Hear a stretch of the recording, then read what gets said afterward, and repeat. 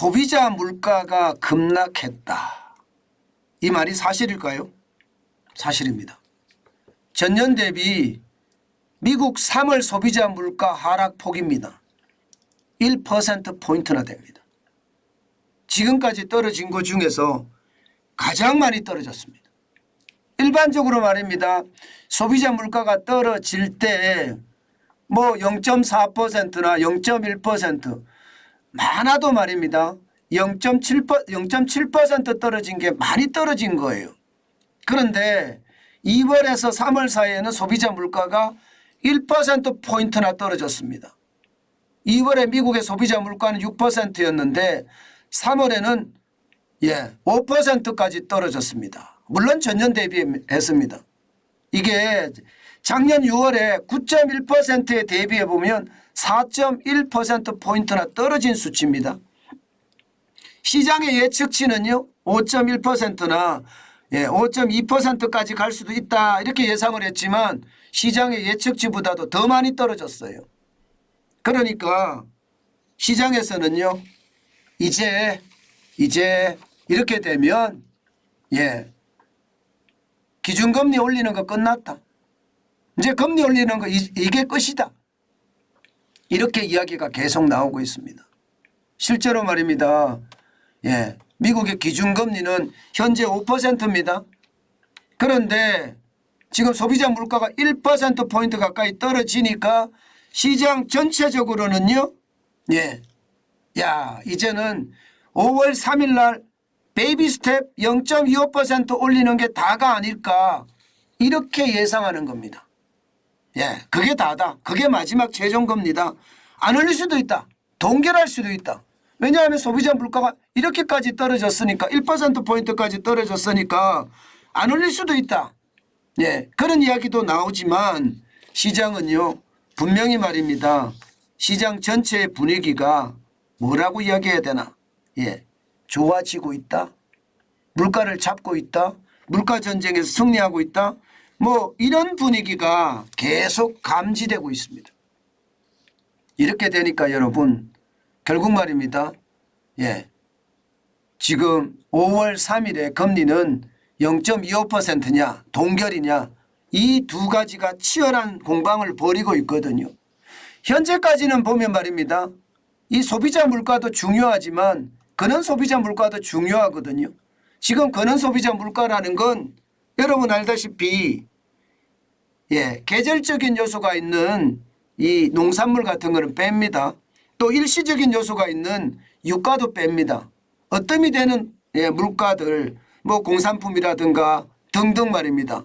이 어뜸이 되는 물가를 보면 지금 3월이 5.6%예요. 이거 보니까 심상치 않죠.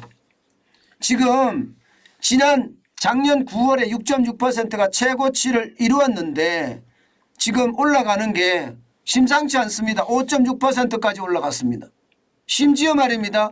소비자 물가 지수가 5%가 올라갔는데 지금 근원 소비자 물가 지수는 5.6%가 올라간다는 뜻이에요. 결국 농산물이나 이게 유가가 떨어지면서 전체 소비자 물가는 떨어뜨렸는데 반면에 공산품이나 가공식품이나 외식에 대한 것은 못 떨어뜨렸다는 이야기가 되는 거잖아요. 이게 말입니다. 어떻게 생각하면 시장이 위협이 될 수도 있습니다. 게다가 여러분 지금 3월이잖아요. 작년 3월이 지금 보시면 6.5%입니다. 그러니까 작년 3월에 이미 6.5%가 올랐는데 지금 다시 5.6%가 올랐다는 이야기잖아요. 지금 근원 소비자 물가에는 기저효과가 먹히지 않았다는 그런 이야기가 되는 겁니다. 만약에 여기서 말입니다. 유가가 오르면 다시 소비자 물가는 올라갈 수 있는 게 현실이 됐습니다. 그러니까 결국 5월에도 금리가 동결이 아니라 베이비 스텝을 할 수밖에 없다. 이것이 시장의 전망치입니다. 문제는 있습니다. 문제는 이게 5월에 0.25%라는 베이비 스텝을 해서 기준금리가 5.25%가 됐을 때 과연 시장은 어떤 일이 벌어질 것인가. 이게 지금 시장의 가장 큰 관심사입니다. 기본적으로는요. 5.2%의 금리에 버티지 못한다가 답입니다. 이자 앞에 장사 없다가 답이라고요. 실제로 말입니다. 예, 지금 미국의 연방준비은행 있잖아요. 예, 연방준비제도가 중앙은행이라면 이 중앙은행을 구성하고 있는 연방준비은행, 여기가 말입니다. 저는 상황이 좋지 않다고 보는 겁니다. 왜 상황이 좋지 않다고 보나 하면요. 이들이 계속 쏟아내는 말 중에는 경기 침체란 말이 지금 나오고 있거든요. 실제 말입니다. 연준의 의사록에도 보면 은행 위기가 결국은 올해 말부터 완만한 경기 침체를 나타낼 거다. 이런 표현까지 나왔습니다. 결국 제가 말씀드렸던 이자 앞에 장사 없다는 말이 실현되는 듯한 그런 분위기가 지금 시장 전체에 움직이고 있습니다. 예, 저는 이것을 보면서 말입니다. 결국 시장은요. 예, 연착륙으로 갈 가능성보다는 경착륙으로 갈 가능성, 경기 침체가 심각하게 올 수 있는 가능성이 더 많다. 저는 이렇게 해석하고 있거든요. 아마 여러분들에게 제 전체적인 경제 흐름의 기조가 결국은 침체로 간다는 그런 기조가 돼 있잖아요. 실제로도 그런 일이 일어나고 L자형이라고 제가 말씀을 드렸으니까요. L자형 침체가 깊어질 거다. 이런 얘기 말입니다. 당연히 시장은요. 이렇게 되니까 말입니다. 시장은 요동을 쳤습니다. 오늘도. 오늘 시장은 보실래요? 시장을 보면 진짜 요동입니다. 이게 장막판에 가서 그야말로 이거는 저는 폭락이라고 봐야 돼요.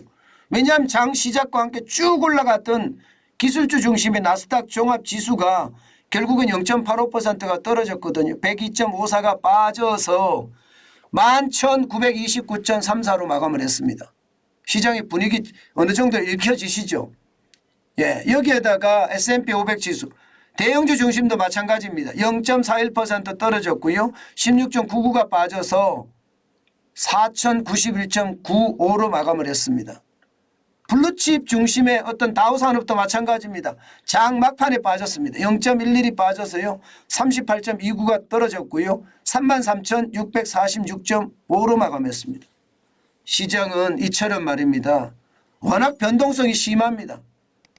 우리 시장도 마찬가지라고 저는 생각합니다.